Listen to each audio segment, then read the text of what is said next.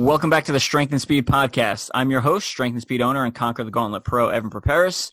Joining me, I have a lot of people joining me. This is the largest podcast episode I've had to date, and another person just jumped online. So we're going to introduce them in a second. One of the guests is Conquer the Gauntlet pro and I believe 6-time Ninja Warrior veteran, Amy Pajcic. Amy, welcome back. Hello, good to be back. Yeah. And this episode is brought to you by, and David's talking in the background. This episode is brought to you by Yoked. Yoked is a product that both Amy Pajcic and I have been using for the last about 2 years. Essentially, it's fertilized egg yolk that's been processed, and it's supposed to be taken as an addition to your protein, right? So it's not a standalone product. You're supposed to take that in addition to drinking a whey protein shake or, having a chicken breast or something. And the clinical trials show 3 times the muscle growth, so great for recovery, great for improving strength and even endurance, right? Because we break down a lot of muscle when we run for a long time. So, Amy, give me some thoughts on Yelk before we jump into the episode.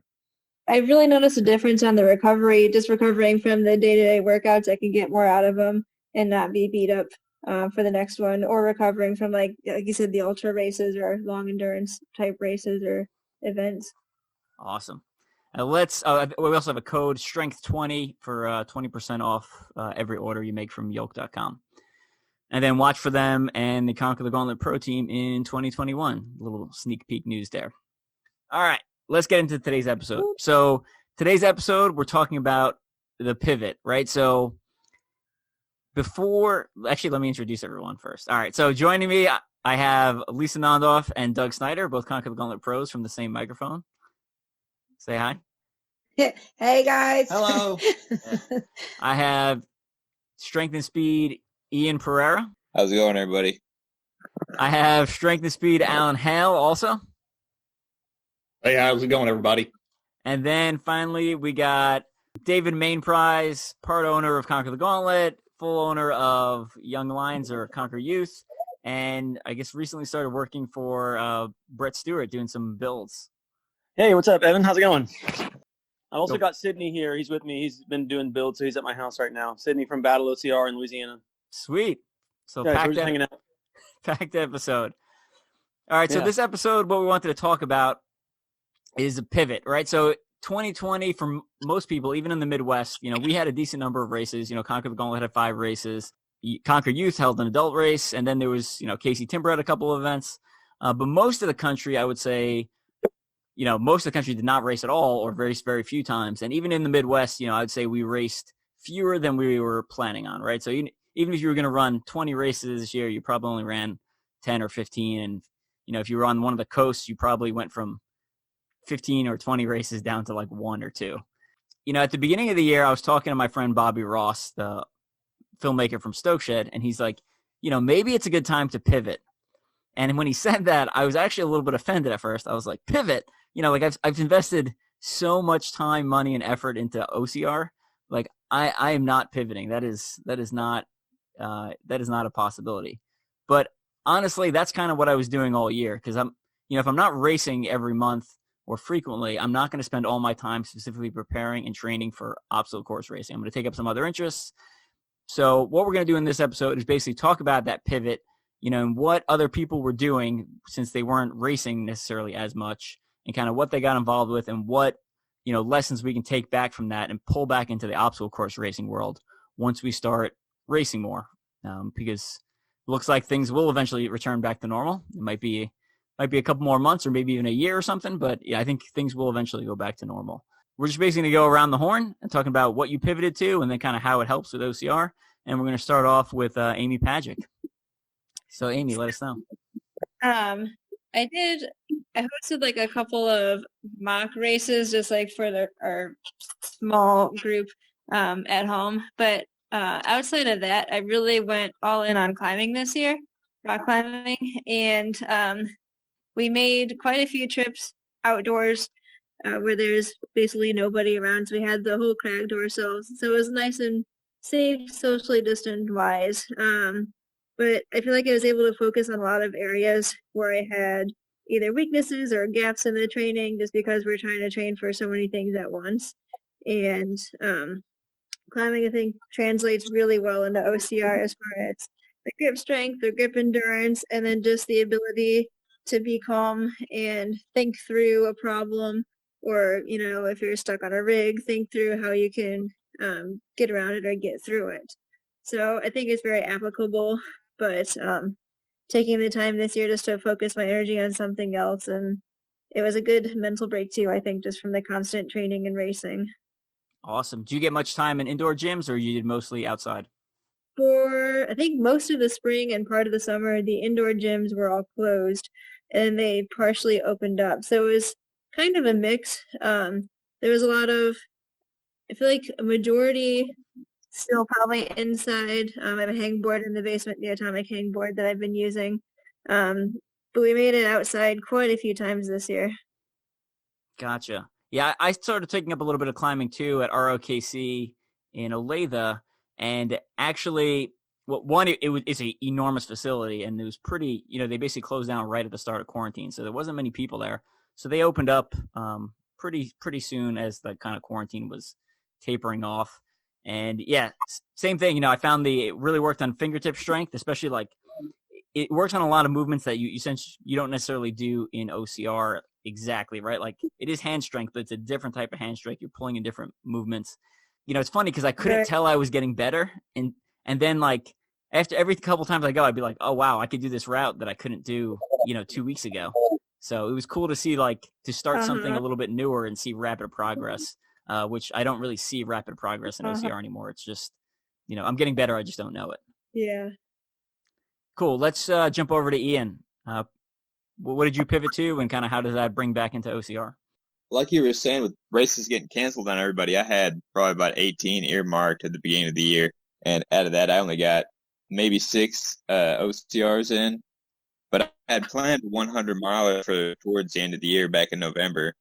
And I spent most of the year doing one of the training programs out of your ultra-OCR book to get my high distance mileage in. Mm-hmm. And I hit several distance PRs. You know, I'm not a fast runner, but I've been getting my mileage up there. And I DNF'd at that race, at that 100 miler, but I made it 53 miles was what was on my Fitbit by the end of it. Nice. So that's pretty good distance for me. Yeah, that's super good. It didn't break my spirit. I'll definitely be back and do another 100 miler. I've got several 50Ks planned for 2021. So we'll see how that goes. And that, as everybody who knows me in OCR knows, I like to do the multi-laps and the continuum, the longer distance stuff. So that's definitely going to translate well, I think, and get me that, you know, 5 and maybe eventually, hopefully 6 laps in on continuum. Nice. And what was your distance PR prior to 2020? Sorry. Prior to 2020, my distance PR was about 16 and some change. Damn. And that was at CTG Iowa, I think. So, you know, I hit 30 miles as my distance PR pretty early into the year. And then I kind of slacked off on getting my distance in there, and then hit about 53 at the Dinosaur Valley 100 miler. So that was, and coming from somebody who had asthma growing up, that was a huge change for me. You know, I never really ran before 2019. Yeah, that's huge. You know, obviously aerobic training is it's essentially a one-to-one translation into obstacle course racing, right? I mean, building that aerobic endurance base will not only help you for endurance, but it'll also help you, you know, it makes the aerobic base higher or bigger, so you can actually run faster speeds at a aerobic pace, which essentially makes your top speed higher. What was I going to say? Oh, for the DNF, you know, give me a couple of lessons you learned that you're going to fix for next time, or your things you're looking at adjusting for next time you take on a similar distance or challenge. It was really a lot of the terrain really got me. And, you know, I live in Arkansas. We don't really have a lot of real rugged terrain out here. And so I was running hills, and I was doing trail runs at what I thought was a difficult terrain. And then I got out there at Dinosaur Valley, and I was like, you guys run on this? This is insane. You know, I was rolling an ankle, like after mile 20, I rolled an ankle probably once a mile. And it just got to where my last mile, I think I put in a 46-minute mile. And I was like, man, I'm going to get out there on this loop and I'm going to hurt myself and not be able to get back. And it's going to take a lot of effort and a very great expense for somebody to come get me. Gotcha. Wow. Well, congratulations on the distance PR. Sorry, the race didn't turn out perfectly, but yay. We take those lessons and we apply them to future events. So great job. All right, let's jump over to the kind of more the business side of things. David Main Prize. What have you been up to, especially with all a lot of your events? I know you had a lot planned for Conquer Youth in 2020, and most of them ended up getting sidelines. So, what have you been up to? Yeah, it was kind of obviously a big shock to everybody. I didn't have that bright line moment like that you talked about, where I was like, oh, I need to pivot, because we had 25 or so events that were already set across the nation, and a lot of tickets sold for them. So it wasn't like, oh, just scrap this whole thing, let's just go rock climb or whatever. It was like, okay, well, let's cancel that one, move that one, switch that one, change them all. Okay, cool, they're all changed, we should be good to go. Oh, let's do that again next week, and then next week again. So like 6 weeks later, it's like, okay, well, this is interesting. And then 3 months later, I was like, all right, now we got to figure something else out. So long story short, we just started basically doing local stuff like a lot of people did. So we got a spot here where I'm at, and we, took all the obstacles out of the truck, set them up, and started basically promoting and hosting local things. So we started off with some classes, training, and then started doing, competitions, races, and just kind of building out because we've always wanted to try to get, the traveling course and then the permanent course, but this kind of forced the hand to like immediately get that. So I guess that was my pivot for the most part. Gotcha. Are you planning on returning to a traveling format next year, or maybe like 2 years? Let's say, once we know things are opening up again, or you? Yeah, I mean, I'm pushing forward, and I'm pushing forward and hoping to host events as soon as someone lets me. I mean, just not to get into too much stuff, but everybody that I'm booking with right now this year, even in February and March, is saying, yeah, come on and do it. Here's a couple restrictions, but other than that, we have no reason to not let you do it. We have no one telling us that you're not allowed to. Gotcha.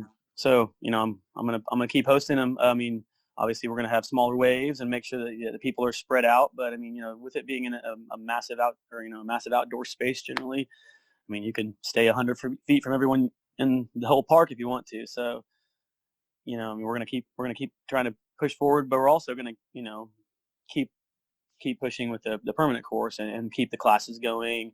It's cool because we normally just go into a city, put on the kids race, have a great time with them, but I don't know their names, I don't know anything about them, and they go home and hopefully continue their interest in Ninja or OCR. But with this, it's been cool because you get to know the kids, and then they come and they compete. So that's been a rewarding part of it. But yeah, we're going to keep doing the traveling and the local stuff, and who knows what else. Gotcha. And where's your permanent course for reference? It's outside of Tulsa, like an hour or so. Gotcha. Yeah, it's a place called Tahlequah. Right. And then tell us a little bit about the work you've been doing with Sid and Brett Stewart there. Oh yeah, I mean, that's just kind of a random deal. Brett has a company called AdFit, and they have all kinds of different offerings that they do. But one of the main things that they're into right now, especially with COVID, is just doing permanent courses. So he's been doing a ton of those all over the place, and he has his little crews that he's been working with. And they got to the point where they needed somebody else, and they started doing bigger builds. So Sid here was like, hey, what about Dave? And Brett was like, oh my gosh, yes. Brett always forgets about me, but not anymore. thanks to Sid. Brett remembers me now. I owe it to Sid, basically. But we went down to Laredo, Texas, and built a massive, 25 obstacle ROTC course in like literally a 10 by 10 area almost. I mean, it was insane, but it was cool. Got to know Sid a bunch. So that was another piece of the pivot there. Yeah, I mean that's like the dream team of obstacle course builders, right? Like, I mean, OCR, Conquer the Gauntlet, Motor and Guide. And the Brett works for Adventure, and so does Sid. It's like that's huge. Yeah, it was fun because we were all like, just like having those moments where it was like, look, we don't have to even say anything. Just look at each other. That's how it's going to go on. All right, it's on. Awesome. Yeah, it was cool. Well, great. And then on top of that, I'm just going to give a quick shout out to Brett Stewart. He also started Punk Daddy Guitars, so he's been like selling guitars. Oh yeah. Yeah, you can check out their Facebook page. They got some pretty cool designs and custom electric guitars there. Yeah, I got 4 of them. Are you serious? Was that Sid? Yeah. Yeah. Another piece of the pivot, me, Brett, and Sid all played guitar together on that trip, so it's pretty epic. Nice. Sid, give us a quick shout out on, the 4 guitars you have, and then anything else you want to throw in on top of that. All mine are Gibson Epiphones or Gibson Les Pauls, but Brett customized 3 of them, and then I had one that I sent him, and he customized and sent it back, and then I donated a bunch to him. But yeah, they're pretty awesome guitars. Sweet.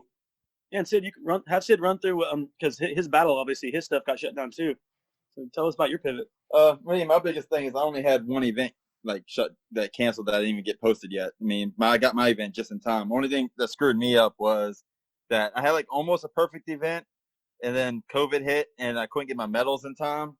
So like I've been shipping out medals, and it's been like the worst thing ever because it's been like 3 times the amount of money as it's posted in. It's cost me almost $3,000 to send out medals.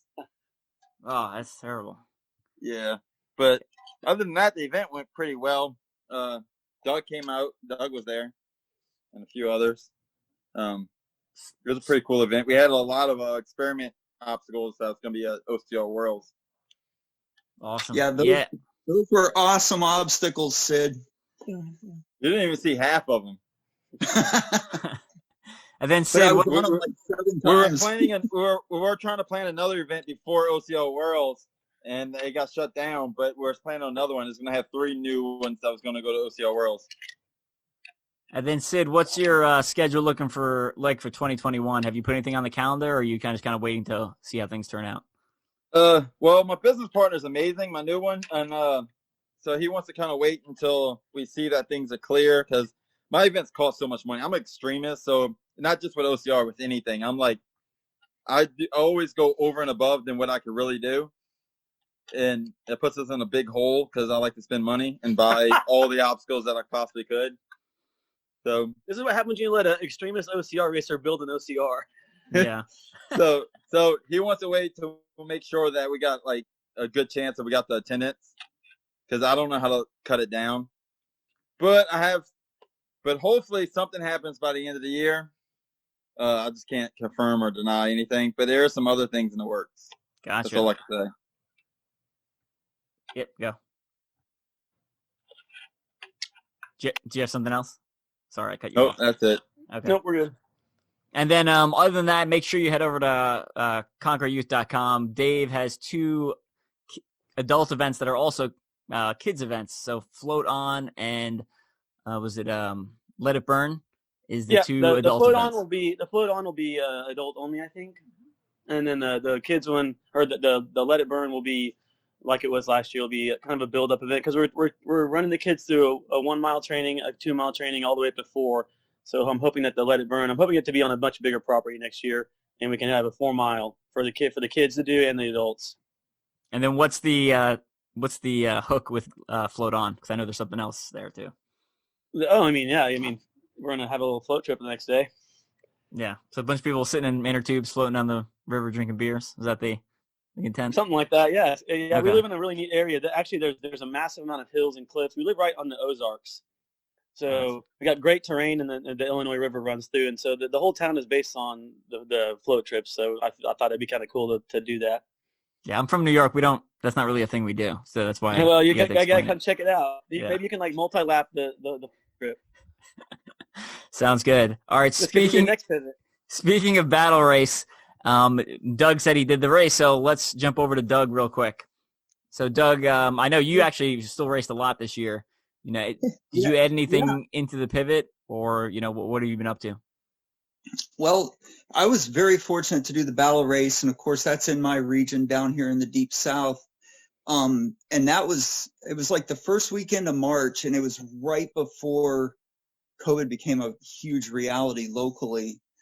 And so I ran that race, and I had come off of being a pit crew in World's Toughest Mudder the fall before, and I had a bunch of notes what I'd learned from that, and I said, well, I'm going to go out there and just do this multi-lap thing, and I don't know where my limit is, where my boundary is, so I just started doing multi-laps on Sid's diabolical obstacles, and taking the nutrients and stuff that I had in my notes, and and I actually did pretty well.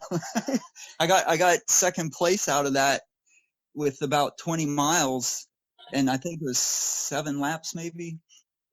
I don't know how many obstacles, but anyway, that started off my COVID experience, and then all of a sudden there was just nothing, and I realized I had to come up with something to keep myself on the cutting edge and still, at my max abilities. And we have this island that's a couple miles offshore of Pascagoula, Mississippi. It's about a 5-mile circumference island, and it's socially isolated, obviously. And Lisa and I would go out there on the boat with the dog, and we would run this island like every other day, and it was always on sand, and like we just swimming. You had to swim part of it. Yeah, there were 2 places where the island was cut, and you had to get in the water and like swim through, and so you'd run wet, and it's 100 degrees with the heat index, and Lisa and I kept our running conditioning up very well by doing that. And that was just kind of like, we couldn't run local trails because like they were part of the Park Service and stuff, and everything was closed because of social distancing. But we could go out there where there were no rules and no people, and just do our thing. And it worked out great because we stayed well in condition to move on into the year with doing multi-laps at Conquer the Gauntlet. Yeah, you managed to hit up, I think, every Conquer the Gauntlet this year. Is that correct? Yeah. Oh, wait, we missed one. We didn't do Kansas City. Yeah. There was no 4 out Kansas of City. 5. Yeah, we did 4 out of 5. We didn't do the last one. Oh, Wichita? Wichita? Yeah, Wichita. We didn't do Kansas. That's what I meant. Sorry. Yeah. Gotcha. Yeah, that's a long drive. Yeah, we still got our Centurion medals, though. Yeah. Nice. Last We one, drove to or at least every for a long time. Yeah. We chose to drive just to be a little bit safer. So driving to Wichita from Mississippi, like Tulsa was bad, but that was worse. So Yeah, it's another 4 hours-ish, 3 hours-ish. So yeah. Yeah. All right, so Doug, you still got a decent amount of racing in. We're going to jump back over to Lisa in a minute, but first I want to go over to Alan. So Alan, what did you pivot to this year? Well, I started off going to a climbing gym. I changed positions at work, so I was close within driving distance, so I could run the trail to the climbing gyms, do climbing, and then be done with it and run back to my station. And that's how I started off the season, and to help get my grip built up. I was still able to pull off about 7 races, every Conquer the Gauntlet, one Savage that was down here south of Dallas where I live. Another pivot, actually, I guess kind of 2 of them that were direct to COVID, were when they had to relocate CTG Dallas. We had to relocate it to the property on where I live, and there's that article about that in Motoring Guide. I won't bore y'all with all the details of it. Yeah, but that's a great article. If anyone listening, make sure you head over and read Alan's article on there. It's, what is it, 8 lessons I learned while being a race director or something like that? Yeah, something to that effect. And then after the Wichita race, I had some pro team stuff I had to deliver to Miranda Huber, she's also local to the Fort Worth area. And in the process of talking to her when she came by my work and picked those up, was that she needed a pit person to pit for the Dinosaur Valley 100-miler that Ian did. And so I've never pitted before. I had no idea what I was doing. I think she just thought I was going to show up and just kind of spectate, because they wouldn't allow spectators. And so I read ultra-ocr Bible, that section you have about how to be a good pit crew. I read that several times and did some other research. And I found out I really enjoyed being on the support end of helping people out, when they're trying to crush their goals at, long races like that. I enjoyed enough, I'd probably do it again, if somebody asked me. So that's how my pivot went. Awesome. Well, obviously a lot of application points there between the climbing and the pit crew for future OCR stuff. So that's good news. And you also kind of briefly mentioned your station. So you're a firefighter, correct? So first responder. So again, thank you for the work you've been doing over the last couple months. Well, thank you. All right, let's jump back over to Doug's better half, Lisa. So a lot of people know that I coach gymnastics, but I don't know that everyone knows that I actually work 1,000 miles away from where I live. So the massive change for me was the fact that we worked online. So I was home, and it's the longest Doug and I have ever been together. So I was home for 3 months straight, and both Doug and I were home in the house with nothing to do. So that's where the island run came up, because at least we could just get away from the house and go run. But then the other thing that we started doing was, like Amy, we were rock climbing a lot. So all of our vacations, like Thanksgiving, we spent rock climbing. Anytime we could actually just get away, we would just jump in the car. In Alabama, there is outdoor, and we've only climbed outdoor. I think it's been a couple of years since we've been indoor climbing. And so we would drive, it's like a 5-hour drive, and just camp for the weekend and just climb all weekend long and be outside. The other thing, we would bike, things like that. So I don't know if anyone that's been around Doug long enough knows that you can't keep him trapped in a house for any longer than about 45 minutes or you start to lose your mind. So it just became where we were just constantly active all day long, whether we'd go to the island and then, and go run, go for a swim. We would go kayak, or we would, go rock climbing all weekend long. It just became where we just were going. And so when we were able to race, I actually did 2 endurance races this year. I did a CTG, so I did a continuum race, but I also did frontlines endurance. And again, I'm probably similar to Ian. I grew up with asthma. I still have exercise-induced asthma pretty bad.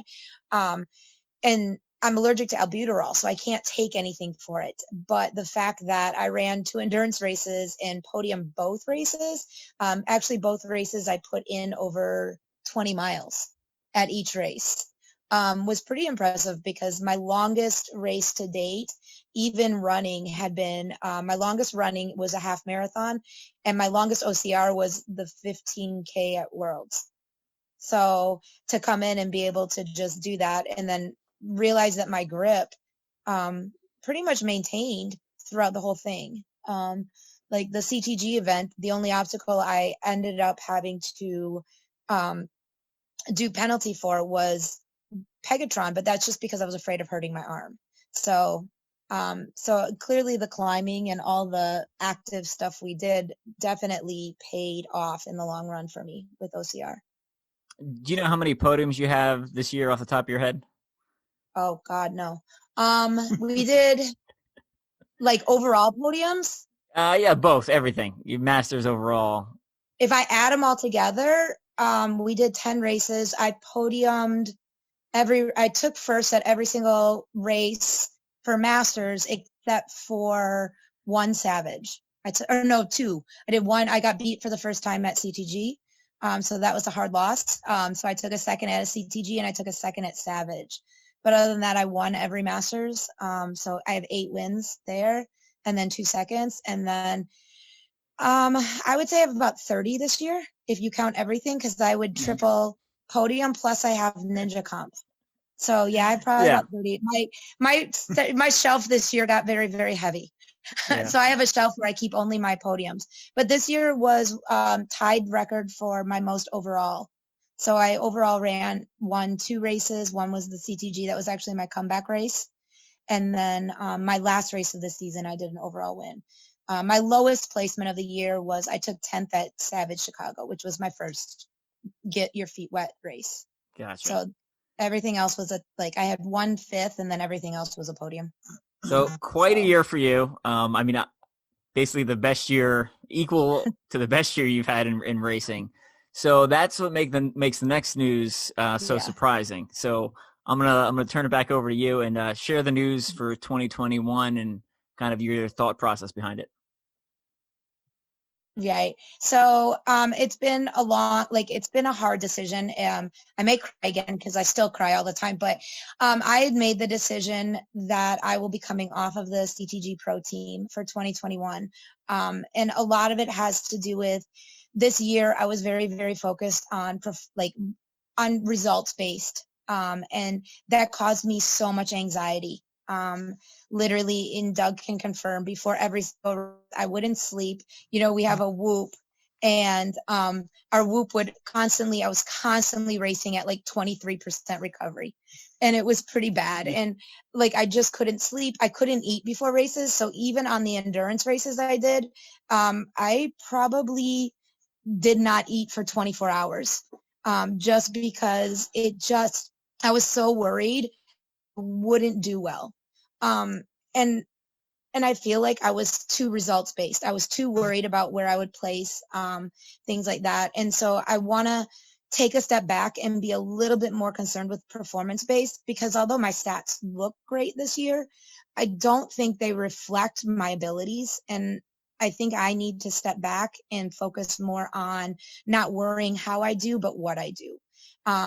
There's been times at races, I think there's a CTG that I can think of that I didn't push real hard, and I should have pushed a little bit harder. The race in Dallas, I definitely didn't push as hard as I should, because I've been playing it safe with my arm. And I think it's time for me to figure out what my arm is fully capable of. And I think because I've been concerned about hitting podiums and things like that, I haven't challenged my arm at all. And kind of want a little bit of not having to worry about where I place, so that I can focus a little bit more on, hey, how much can I actually do? So that's the news. And it's heartbreaking, because I love this team. I really do love this team, but I feel like I need some of the anxiety and the stress, because, results are sometimes hard, and I'm not always a results focused person. I'm kind of hey, I ran well today, or, so I have a hard time keeping track of podiums and things like that. Doug is really, really good. He has a spreadsheet with everything. And I'm like, I don't even, wait, how many, what? I don't even pay attention, honestly. So that's horrible to say, but it's true. I think Ashley's the same way. I've been trying to get her to add up all her podiums, and she's like, I can't keep track of all my races. I was like, just sit down and look through your pictures one day, Ashley. Just sit down.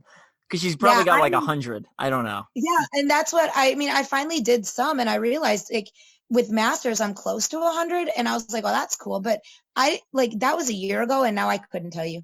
I honestly don't.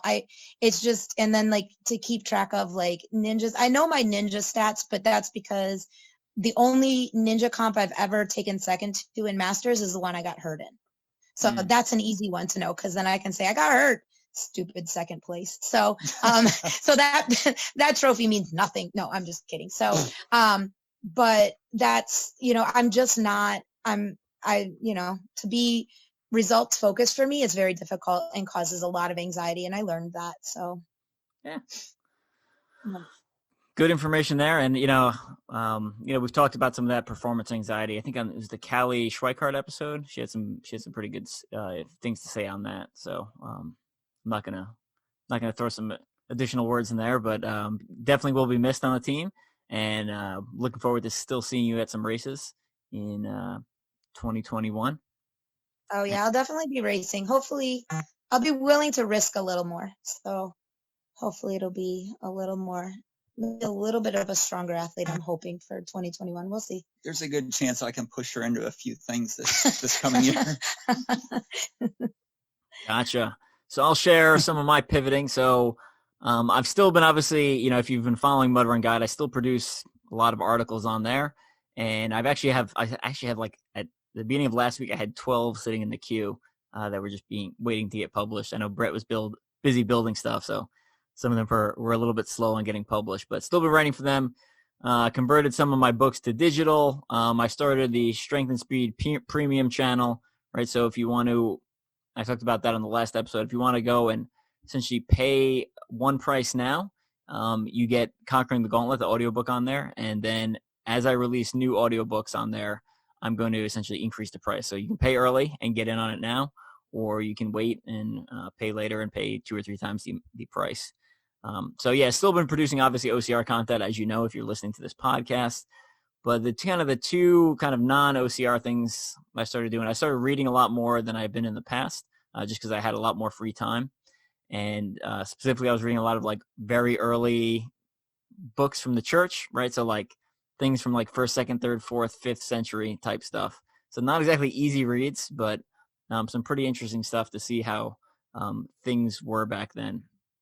And I started, because it's kind of a branch off of that, I started producing some digital content for my church, Annunciation Greek Orthodox Church. So learned some more about some, editing, and I still don't actually put that much time into editing these podcasts, but I did learn some more editing tricks that I can apply for future Strength and Speed episodes.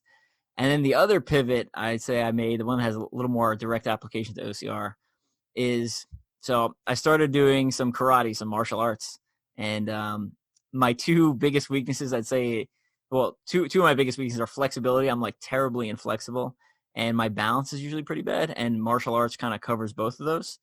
So I started going to like a local karate dojo here and training for that. And it's been fun. It's been good exercise, working on my balance, working on my flexibility. And it's something to keep me focused, where I actually, I have short, medium, and long-term goals. Obviously not transitioning out of OCR, not planning on anytime soon, but it was just something else to kind of keep me focused and work on that. And I now sometimes do karate like in my driveway, and my neighbors probably think I'm absolutely crazy, but I'm about 40, so I don't really care what my neighbors think anymore, or generally what other people think. So that's kind of fun. And I learned, from that, I started, they started having some like additional classes, and then I started doing some like YouTube research, and started like playing with like nunchucks and bow staff. And so I've gone like full Napoleon Dynamite there and working on my bow staff skills. So they're pretty sweet at this point. But yeah, that's what I've been up to. And I've actually been probably doing more of that type training than I actually have been for OCR in the last probably 2 months. But yeah, once OCR season resumes and things are going full force again, I'll kind of pivot back and put the that stuff in kind of a low burn for a while. But it'll kind of always stay a little bit active. That way you keep a lot of the skills you learn during like a more intense period. So yeah, since we have so many people on the podcast, and we actually lost David and Sid. David's phone died. He just texted me about it. We'll do a quick, tell us one thing people would be surprised to know about you. So we'll start back off at the top, and we'll kind of run through it quick. Amy, what do you got? I don't like chocolate. Don't like chocolate. No, I don't know anyone that doesn't like chocolate. That's interesting. Dark chocolate, milk chocolate, any chocolate, white chocolate? I like white chocolate. Yeah, no one likes white chocolate. Your taste buds must be reversed or something. I don't know. Maybe if I get chocolate, I'll like it. You've been hanging out with dogs too much, right? Because doesn't chocolate like kill them? It does. That's the terrible curse. All right, let's jump over back to Ian. Ian, what do you got? Nuns taught me how to do calligraphy. Oh wow! Where, when did this happen? Mom was a registered nurse for about 25, 30 years, and she ran the infirmary at a convent. So after school, I would spend a lot of time up there, and I learned math, geography, and calligraphy from nuns there. So it was about like getting out of school and then going back to school. That's interesting. My wife does, and my mother-in-law do calligraphy, and they're very good at it. And my handwriting looks like hot garbage. So. I actually, kind of random story, I found one of my dad's old Boy Scout books when I was a little kid, and his handwriting was so similar to mine, I thought I had written in the book, and I was so confused why my handwriting was in his book. It's kind of a random thing there. All right, let's jump over to Doug. What do you got? I'll follow Amy's lead with a food thing. I absolutely hate green peas, especially the canned ones that just have that weird smell. Yeah, it's true. We can't even have them in the house. My kids love green peas, like dried green peas. Oh. Yeah, I must have had a bad experience as a young child that I don't even remember, but no. I remember all through growing up, like we had to sit at the table till we were done eating. And if there were peas on the table, I would sit there for like half an hour. Mom was done washing the dishes, and I'd finally like get a mouthful and then get some milk and like swallow them whole because I could not stand it. If I even like point at the peas at the grocery store, Doug like he pretends like he's throwing up everywhere. So I can't even like go near the pea aisle without like when he's around, like nothing. So. Gotcha. All right, let's jump back over to Alan.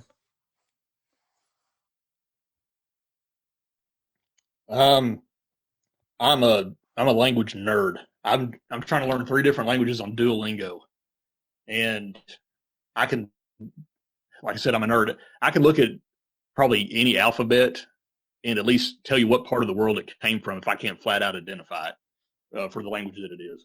So that's my unusual trick. Which languages are you working on now? Hungarian, Polish, and brushing up on Spanish. I can get by in Spanish, by virtue of the fact that I live in Texas. But my bucket list is to go to Hungary and be able to speak fluently over there without having to use any English, and then take a driving trip across Europe to go to Poland. And I want to be able to get along there without using any English either. So I'm working on those 2. Interesting. All right, Lisa, what do you got? Well, it kind of sucks because Ian and AZ are so amazing. Like, so, I'm actually, and I don't think I've said it. I'm left-handed. So I tell everybody, you may think I'm crazy, but I actually use my right brain. So, but that's my best one I got right there, is that I'm actually left-handed. And that's actually the bicep I tore. So I'm missing the bicep in my dominant arm. Interesting. All right. Mm-hmm. I'll link back to Doug's. So with his food aversion, so there's certain foods that are prepackaged and meals ready to eat, the army foods. And if there's a food that tastes like, if the first time I ever had it was an MRE, then when I have that food, even if it's at like a nice restaurant, I think it's disgusting because it reminds me of the taste of the MRE. So there are certain things my wife can't make because like the only time I've eaten, it's some like this beef stew type stuff. I just can't, or chicken pesto pasta. I can't eat that because I think it tastes like the MRE, even if it tastes good. So that's Evan, I remember that chicken stuff from all the MREs we got after Hurricane Katrina. I'll never be able to eat that stuff again. MREs are so bad for you. Like, do not eat them. The ingredient list is like 300 words long. Yeah, well, so they got to stay stable on a shelf in like room temperature for like 10 or 20 years or something insane, right? Because the Army buys them in mass. And they're full of saturated fat. They're full of trans fat. The recommended amount of trans fat you're supposed to eat over your lifetime is 0. And they have several grams per package. So to give you an idea of if you should be eating that or not. But yeah, I know. I mean, when you're in Ranger School and there's nothing else to eat, that's what people crave because that's all they're giving you. And we used to have guys that'd be in Ranger School and they'd be like, man, as soon as I get out of here, I'm going to buy a case of MREs and leave them in my trunk, and then I'll be able to eat MREs whenever I want. And it's like, why would you not just go to a steakhouse and then go to like, just there's food literally everywhere. You don't have to eat MREs once you leave here. So, yeah. All right, we're gonna take off. Before we get going, any final shout outs anyone wants to give? We'll go around the horn real quick again. Amy? I'll do Atomic for all the hangboard and the nunchucks and the cannonballs that I used while all the. All right, Ian. I'll give a shout out to Alan and Gary Shaw for being great pit crew. Yeah, Gary Shaw is the beer drinking runner we had on a couple episodes ago. I was saying Gary Shaw and I, that helped us get through that when we're waiting for Ian and Miranda to come around the corner every time. Is we both have an affinity for craft beer, and so we had a good time. Best pit crew ever. Happiest pit crew ever. That's awesome. Alan, what do you got? And I guess I don't really have a shout out. Shout out to my family for tagging along and letting me be a part of all this craziness that's been OCR. for the last few years. All right, Doug and Lisa, what do you have? Well, my shout out's going to be to Doug for building me an amazing camper over COVID. So now we can travel and not have to stay in hotels. Who you got? Aw. Yeah, I know. Isn't that sweet? What's your shout out? Your shoes. I'll give a shout out to VJ Shoes. I've been through a lot of different types of OCR shoes over the last 7 years, and I've proven them over and over and over again this summer with all the different conditions I've run in. Great traction, durability, good soft rubber compound on dry grip, all that. Gotcha. Those were awesome shoes this year. I was really happy with those. Yeah, one more thing about them, Amy, you'll like this. So my VJ Maxes, I was wearing them around when I go rock climbing, and I actually left them on to do a few routes like 5.8, 5.9-ish stuff. No problem climbing with them. Those things stick as good as like Sportiva rubber. Nice. I was surprised. So I was wearing the VJ Max for the beginning of that 24-hour ultra motor I did a couple weeks ago. And one of the obstacles was walking across this like 3-section rolling pipe, and no problem on the VJs, right? I just basically just walked right across, and then kind of, couple. At one point I wanted to change my socks because my feet were getting cold, so I was like, oh well, I'll just switch shoes too, and I switched into Merrell All Out Crushes, and I was like, I could notice the difference immediately. I was slipping, sliding all over that pipe, which on the VJs I was just walking across. So. Yeah, the traction is phenomenal, very good, and I really like the Max. I like the Extreme too, but it's a little bit more narrow. So if anyone has a wider foot, I think you'll like the Max a little bit better. So, Doug, you've got a pair of almost every kind. What's kind of your go-to? The Max has become my go-to because it's a wider toe box area. I think the rubber compound is the same as the Extreme. It is, yeah. And I probably put 150 to 200 miles on the Extremes before I even got the Maxes. And I got away with it, but they were just a little bit more narrow, and they're actually showing some wear, like where my big toe's kind of punching through the tops. So I'll probably be sticking with the Maxes pretty much go-to from now on. Yeah, the Extremes, I think, have 2 millimeters deeper lugs than the Maxes, which honestly, the only reason I know that is because I wrote a review for each of them. But I couldn't tell from wearing and or like traction from a traction standpoint. They seemed exactly the same to me. They seemed just as good. So. Yeah, I would agree. The mud grip is about the same on either one. All right, we're gonna get going because it's kind of getting late. The next episode will also be kind of a different format, somewhat like this. I think it'll be interesting. I'm not going to tell you what it is. It's not going to be one of those recap episodes. I don't do those where I just reissue old content. But definitely check out the next episode, the final episode of 2020, and then watch for some changes going on in the podcast in 2021. So you might hear some new voices here and there, including Alan might be coming back for a couple episodes and some other people. So you kind of watch out for that. We got some good stuff coming.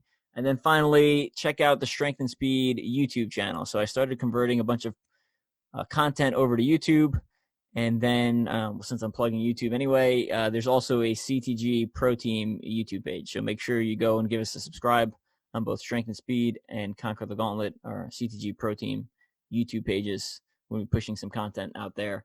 And some of the Technique Tuesday and Workout Wednesday videos and stuff like that. We'll be throwing up a lot of the old stuff. But then we'll be pushing new stuff on there too. So you'll be able to get some of that stuff earlier than it actually publishes on Facebook. So you can check that out over there. Just trying to make sure there's a long-standing record of a lot of the work and stuff we've done, and tips and techniques that you guys can continue to go back and look at for the future. So, yep. Other than that, just opened pre-order for Strength and Speed. The new Strength and Speed Guide to Elite Obstacle Course Racing. So you can look for that on Amazon. It's going to be, as of now, it's only in digital format. And I'll mention something a little bit more detail that you're going to want to pay attention to, probably in the first episode of 2021 that I've hinted at on the Q&A episode. So we'll look out for that announcement. And continue following along. Please like and share. And thanks for sticking with us. I know this season's been kind of weird and a little bit crazy for a lot of people, but thanks for listening, and continue to show up at races and support the brands and sport that we love so much. Thanks everyone for coming on. We'll catch you later. Bye, Evan. Thanks. Bye. Thank you. Bye.